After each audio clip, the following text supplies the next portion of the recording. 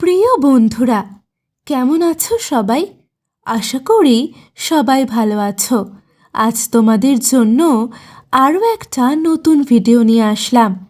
আজ তোমাদের শোনাবো শামিনা পাড়ায় কলেজের বন্ধুকে নিয়ে খেলার একটি মজার ঘটনা। বন্ধুরা, ঘটনাটি শুরু করার আগে ছোট্ট একটি অনুরোধ, এখনই চ্যানেলটি সাবস্ক্রাইব করে পাশে থাকা বেল বাটনটি বাজিয়ে দিয়ে আমার সাথেই থাকো। বন্ধুরা, আমি লিমা, বয়স 23 বছর। বর্তমানে আমি একটি বিশ্ববিদ্যালয় ফাইনাল বর্ষে পড়াশোনা করছি। কলেজ বন্ধ দেওয়াতে এক সপ্তাহের জন্য বাড়িতে গেলাম আমি।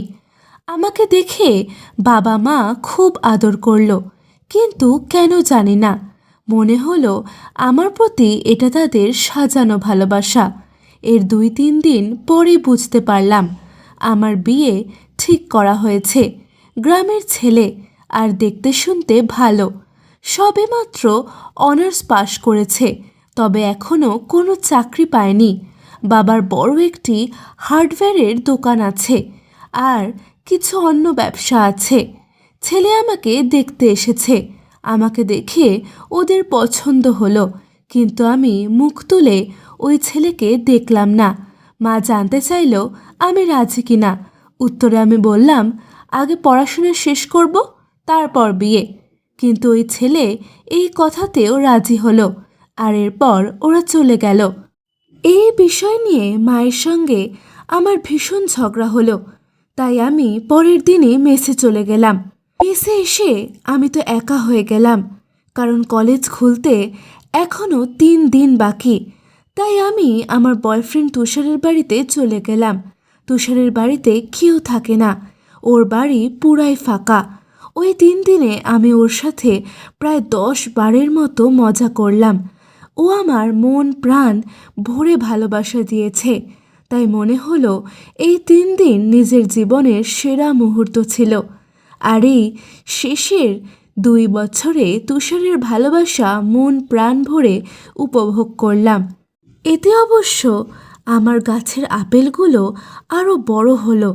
কিছুদিন পরেই আমার ফাইনাল পরীক্ষা শুরু হয়ে গেল, আর পরীক্ষা শেষ হতে না হতেই আমার একটা প্রাইভেট কোম্পানিতে চাকরি হয়ে গেল, আর বেতনটাও অনেক বেশি। এর মধ্যে তুষার বিদেশে চলে গেল, সেজন্য ওর সাথে আমার যোগাযোগ আস্তে আস্তে বন্ধ হয়ে গেল। আর আমি বাড়িতে থাকা শুরু করলাম, কারণ এখন তো আর আমার খেলার মানুষ নেই।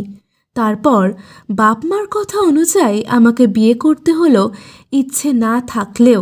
আর ভাবলাম লুকিয়ে লুকিয়ে কিছু করতে তো হবে না। এবার দিন রাত 24 ঘন্টা মজা করলেও কেউ কিছু ভাববে না।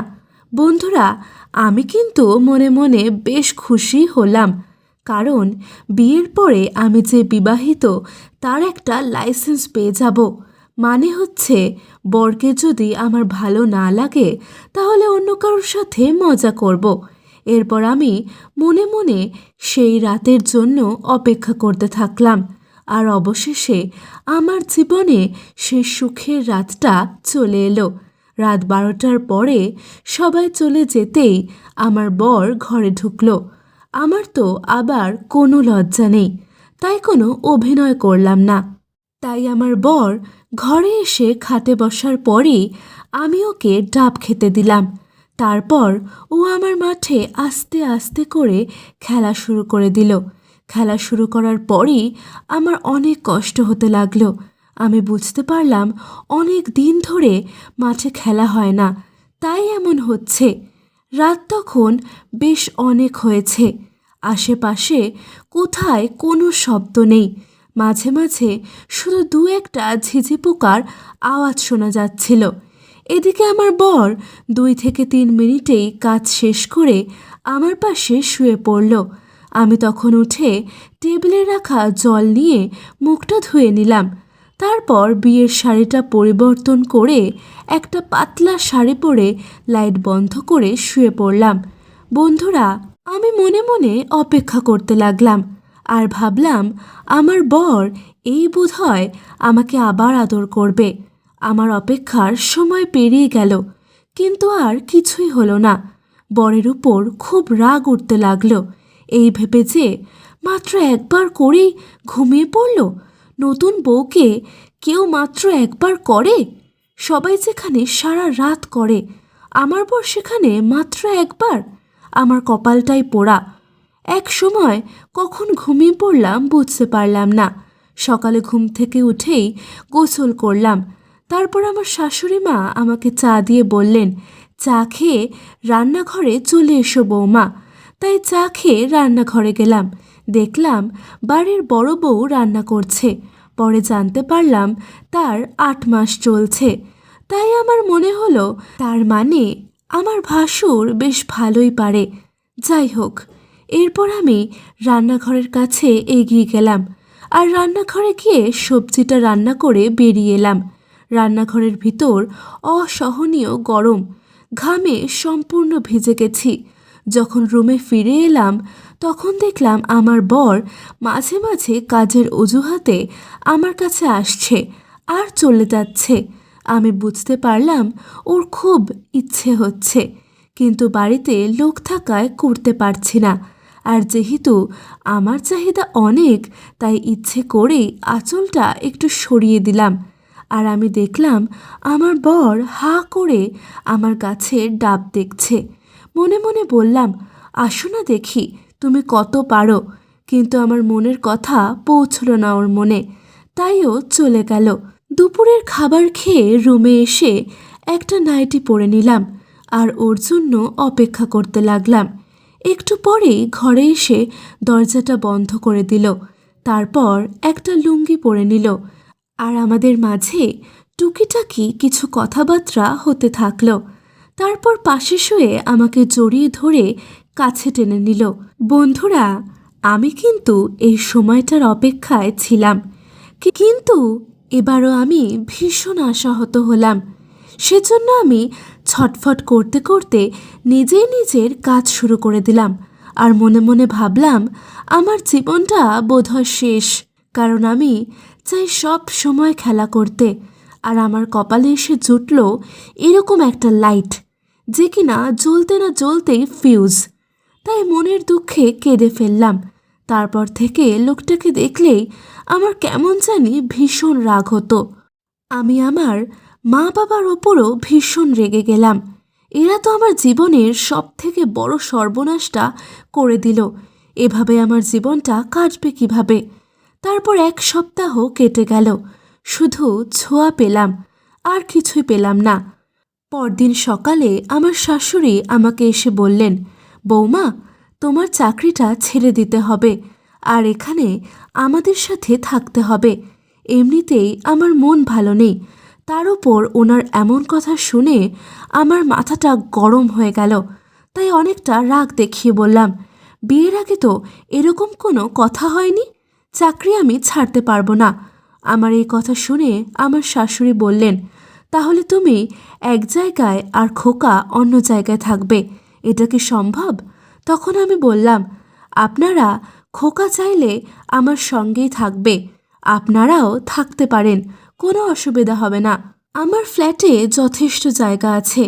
কিন্তু আমার শাশুড়ি বললেন, না, তা হয় না, তোমাকে চাকরিটা ছেড়ে দিতেই হবে। এমনিতেই মাথা গরম, তার উপরে অন্যায় আবদার। তার উপর আমি কিছু না বলে চুপ করে থাকলাম। পরদিন সকালে বাপের বাড়ি চলে গেলাম। মা বাবা তাদের সাধের জামাইকে আদরের ত্রুটি রাখল না, কিন্তু আমি চুপচাপ নিজের রুমে গিয়ে শুয়ে থাকলাম আর নীরবে আমার চোখের জলে বালিশ ভিজে গেল। একটু পরে মাথায় মায়ের হাতের স্পর্শ পেলাম। তখন চোখটা মুছে মায়ের দিকে তাকালাম আর মা আমাকে জিজ্ঞেস করল, কি হয়েছে তোর লিমা, কাঁদছিস কেন মা? আমি মাকে বললাম, তোমরা কেন আমার হাত পা বেঁধে জলে ফেলে দিলে না মা? আমি কি তোমাদের কাছে খুব বেশি বোঝা হয়ে গিয়েছিলাম? আমার এমন কথা শুনে মা কিছুই বুঝতে পারল না। তাই আমি মাকে সব খুলে বললাম, তোমাদের জামাই আমার সাথে মজা করতে পারে না।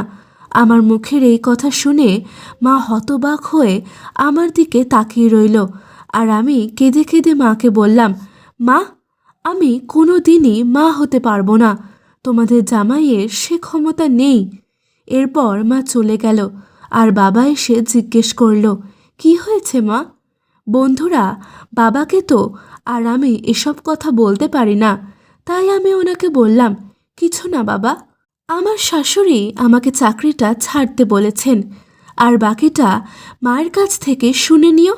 এরপর বাবা আর মা ঘরে ঢুকে নিজেদের মধ্যে আলোচনা করে প্রায় আধ ঘন্টা পরে বেরিয়ে এসে আমার মাথায় হাত বুলিয়ে বলল, যা হয়ে গেছে সেটাকে ভাগ্য হিসেবে মেনে নে মা, আর তোর শাশুড়ির কথা মেনে নিয়ে চাকরিটা ছেড়ে দে।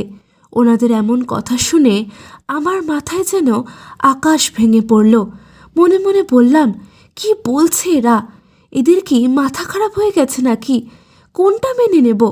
কিছুক্ষণ পরে আমি বুঝতে পারলাম আমার কোনো কথাই এরা শুনবে না, তাই যা করার আমারই করতে হবে। তাই আমি আমার প্ল্যান মতো এগিয়ে যেতে লাগলাম। বাবার বাড়ির থেকে সপ্তাহখানেক বেড়ানোর পর আমি শ্বশুরবাড়ি চলে এলাম। এদিকে আমার স্বামীর বড় ভাইয়ের বউয়ের বাচ্চা হবে, তাই দাদা অনেক দিন ধরে খেলা করতে পারছে না। আমি ভাবলাম তাহলে এই সুযোগটা কাজে লাগিয়েই দিই। বন্ধুরা, পরের ভিডিওতে তোমাদের শোনাবো স্বামীর বড় ভাইয়ের সাথে অন্ধকার রাতে ঘটে যাওয়া একটা মজার ঘটনা। বন্ধুরা, আজ এ পর্যন্তই। এরকম নতুন নতুন ঘটনা শুনতে আর ভিডিও পেতে এখনই আমার চ্যানেলটি সাবস্ক্রাইব করো আর একটা লাইক ও শেয়ার দিয়ে আমার সাথেই থাকো। আর হ্যাঁ, তোমাদের সুন্দর ওই নোকটা দিয়ে কমেন্ট করতে ভুলে যেও না যেন। এতক্ষণ আমার সাথে থাকার জন্য তোমাদের অসংখ্য ধন্যবাদ। সবাই ভালো থাকো, সুস্থ থাকো।